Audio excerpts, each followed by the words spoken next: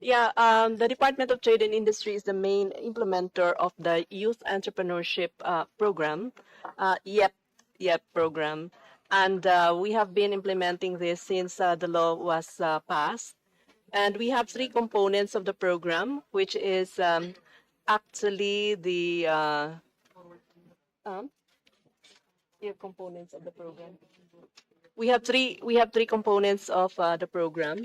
We have the Youth Start, and where we have the mindset, giving them the right mindset to become entrepreneur and look at employment and look at entrepreneurship as an option, for employment. And then there is another, the youth net, where they can organize actually themselves into groups to increase their network.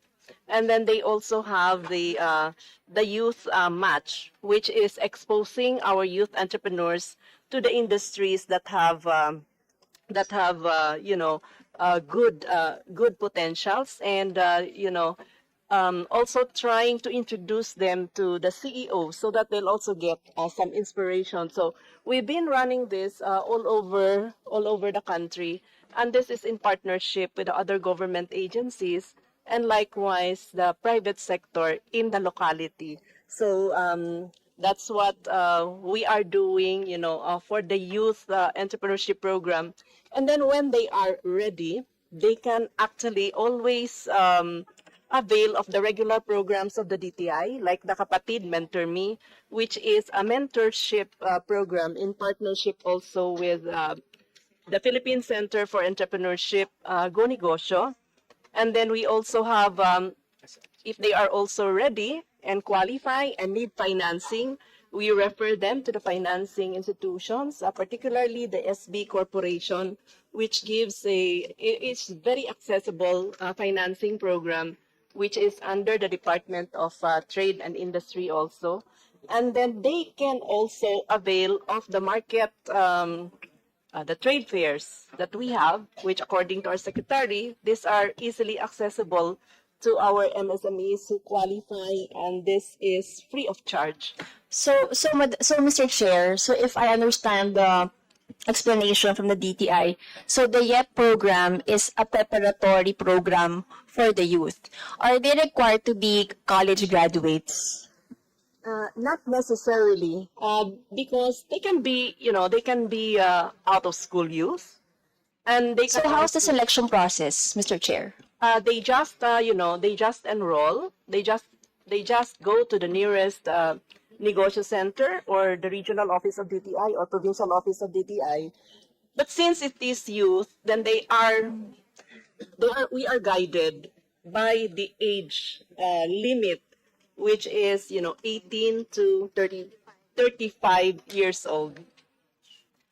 So given that program for the youth, do we have a budget allocation for programs directed to the youth, Mr. Chair? Or there's no specific allocation for this kind of programs? Actually, the budget is not that big, and we can really, well, if there's more budget, then we can make it more specific and make it more youth relevant na. Kasi syempre, this program has been there for a while, so we need to tweak it a bit to make it actually more updated na. Yes, Mr. Chair, because you've mentioned a while ago, Secretary, that DTI is also gearing towards AI, and I think that's the trend during this day, today. So I think what I'm trying to say is I think we have to encourage more youth to participate in these kind of programs, because I as well am not aware of these kinds of programs. No, so I hope that the PTI family will continue to market and to target this youth, kasi lalo na we want to encourage out-of-school youth, to expand their horizon. Thank you, Mr. Chair. That's all. Yeah, before we have an AI center that's opening. Dati kasi, a few months ago, the Center for AI Research was with us, but we're not that's not our expertise to get into research. So we tweaked it. We put up an AI center which will open in the next few months in the DTI head office in NCR. And if it does well, then we will actually open it in the different provinces. But this AI center will teach the actually mostly millennials, no, on how to use AI to drive the business. If you want to know more about this, because we're actually using the big players to drive this para hindi naman tayo napapag-iwanan ng ibang countries.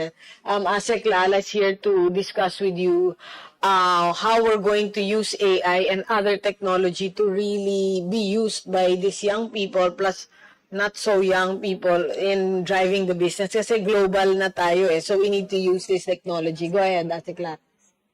Thank you, Madam Secretary. To give light to the AI and Startup Hub of DTI, it's actually a business and technology center wherein the startups can go to collaborate, ideate, and also network to the big companies that are interested in their startup businesses. So it's a good opportunity for them because number one, it provides them a space to, again, use also the equipment that's available there. So for example, you're a startup and you don't have an official office, so you can go there and then stay there for about 3 to 4 months until you're ready to fly on your own. So DTI gives a lot of programs, a lot of mentoring sessions, and at the same time, we also feature a lot of AI platforms that they can use to be able to propel their businesses. So it's also a good opportunity for the big companies to introduce, for example, the Chat Genie, also the Taxumo, to be able to reach out to those MSMEs and then again put their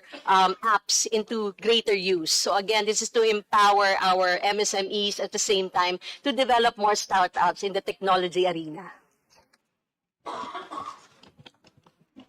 Thank you, Mr. Chair. I would like to manifest my full support on the increase of the budget of DTI. Thank you very much, Mr. Chair. Thank you, DML Mika Gonzalez. Next in line, Representative Nathaniel Odocado. Thank you, Mr. Chair. Thank you, Sec Chris, and thank you sa lahat ng members ng DTI. I am very happy with the composition and the leadership of DTI, especially that I know someone who's also in the department and speaks nothing but good news about this department. So I'm currently studying a topic, Sec Chris, and I'm studying the topic of vape. So given the shift from 11900 RA 11900 na DTI is supposedly for promotions, but at the same time the product has health risks. Did the DTI or is the DTI currently conducting an impact assessment because of the transition? Okay, that's a good question and a controversial controversial topic. No, that's okay. We have an answer to that. For vape, DTI is strictly regulating and actually we want all the vape companies to comply. And so far, it was rough sailing in the start, but now smooth sailing. I have here Asek Marcos Valdez to discuss as he's the head of this department. Thank you, Madam Secretary, Mr. Chair.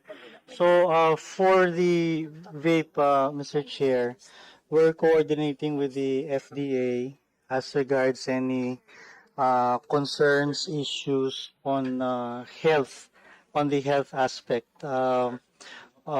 TTI is concentrating on the regulation of the product, even if the purpose of the law is to protect the consumers on the product itself as to the safety of the products. But we are concentrating on the regulation, and for all health concerns, we do coordinate closely with the FDA. Thank you for that, Sir Marco and Sec. Second question, as to the enforcement side, I'm really impressed with your current seizures of illegal imports. May we know if we already have prosecution data on the matter? I'll refer this to Gino Malyari for this topic.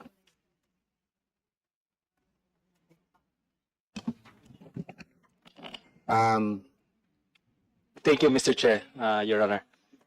The composite team of the OSMV for handling the vape, from the enforcement they refer prosecution cases to the Fair Trade Group, and we do have handled and adjudicated certain vague cases. Thank you for that. And I think I want to support the increase on the enforcement budget of the DTI for this purpose. Thank you, Your Honor. When it comes to PS license, may we know normally what's the period for a license to be approved?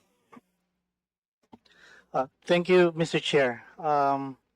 So ideally, the period should be less than 30 days. Ideally. However, it would all depend on the queuing for the laboratory, queuing for the personnel that will conduct the audits, evaluation of the lab test results, because we do not just simply receive the test results and grant the license, because there were instances at the start of our regulation when there were products with high levels of toxicity. So we have to be careful about this, especially it's being sold openly, Mr. Chair. Thank you, sir. Just a manifestation, maybe I can approach you later. I'd like to ask for the list of registered products as well as the timeline of registered products, including the pending products for approval, if it's possible. Yes, Mr. Chair. Although all the registered brands, we have posted them online, both for the vaporized nicotine as well as the heated tobacco products. But we can discuss with you, Mr. Chair. Thank you. Last question. I noticed that there are a lot of restrictions on flavored vapes. In fact, you issued a department, a DA 2509, correct? And then I noticed that there are still some products that places the description on an open and closed parenthesis basis. Is the secondary description covered by DA 2509? Yes, Mr. Chair. That 100% violates not only the Department of Admin order but also the law. Products should not contain flavor descriptors that are attractive to minors, especially if the flavor descriptors refer to fruits, candies, desserts, and cartoon characters. Thank you for that, sir. Lastly, just a manifestation. I hope that the MOA, I'm not sure what happened with the MOA with DTI, DepEd, and DOH. I don't know what the update with that. I hope that pushes through. And expect 100% support from this Congress for your department. Thank you very much, Mr. Chair.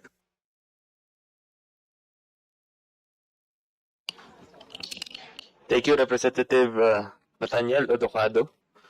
Next in line, Representative Georgina de Venecia.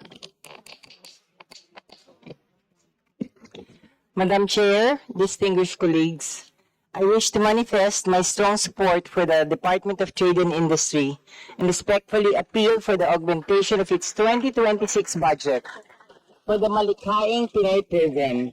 The DTI plays a vital role in promoting trade, supporting enterprises, and strengthening industries that drive inclusive economic growth. I also wish to emphasize the need to provide greater support for the promotion and development of our creative industries, a sector rich with Filipino talent and innovation, and one that holds immense potential for jobs, investments, and global recognition. Madam Chair, distinguished colleagues, investing in the DTI is investing in our competitiveness, our livelihoods, and our culture.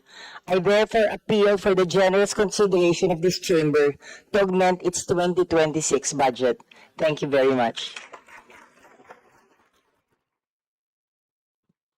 Thank you, Honorable Congresswoman De Venecia.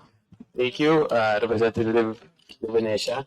Next in line, Vice Chairman Mong Teves. Mr. Chair, fellow Congressman, the Department of Trade and Industry family, headed by Secretary Maria Cristina A. Roque, a pleasant day to all of us. Mr. Chair, the paper manufacturing industry in the Philippines has over 55 billion pesos worth of investment. from at least 10 major local paper manufacturing companies in all country. For everybody information, local na industriyang